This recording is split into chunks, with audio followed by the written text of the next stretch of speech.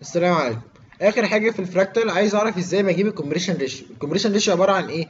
عباره عن ان انا بعد ما خلصت المساله بتاعتي وقدرت اجيب قيم الاكس والواي السكيل الاوفست الاورينتيشن، هبدا احسب الكومبريشن ريشيو. الكومبريشن ريشيو زي ما اتفقنا اللي هي السايز بيفور على السايز افتر. طب السايز بيفور عباره عن ايه؟ عباره عن الرينج الاصلي اللي كان مديهوني في المساله.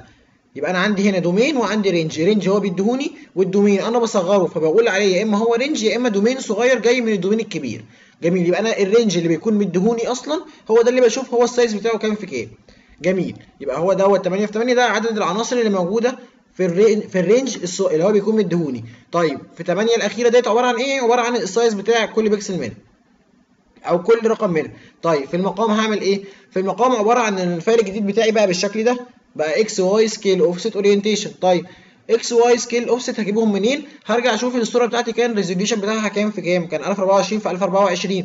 طيب يبقى انا عشان اعرف اجيب السايز بتاع الاكس او الواي او السكيل او الاوفست، لان كلهم هياخدوا نفس الرقم، عباره عن ايه؟ عباره عن لوج 2 للريزوليوشن. يبقى لوج 2 لل 1024 هيديني كام؟ هيديني 10. يبقى انا عندي الاكس هتاخد 10 بت، الواي 10 بت، السكيل 10 بت، الاوفست 10 بت.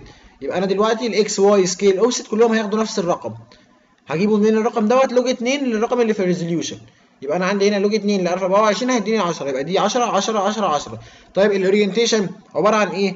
طب انا عندي هنا كام اصلا زاويه بعمل لها اورينتيشن؟ عباره عن 4 0 90 180 270. يعني انا عندي 4 زوايا، يعني لوج 2 للاربعه هيديني 2. يبقى دايما دي هتاخد 2. جميل، يبقى الاكس والواي والسكيل والاوفست بيعتمدوا على الريزوليوشن. عندي هعمل لوج 2 للريزوليوشن هيطلع لي الحجم بتاعي. طيب وعندي هنا الجزء بتاع الاورينتيشن دايما ثابت ب 2 بت. ليه 2 بت؟ لان انا عندي 4 زوايا. يبقى عندي هيبقى بالشكل ده. هيبقى انا عندي هنا كل واحده هنعبر عنها ب 10، واخر حاجه الاورينتيشن ب 2. يبقى الكلام ده كله هيطلع لي الكومبريشن ريشيو بتاع الفايل بتاعي.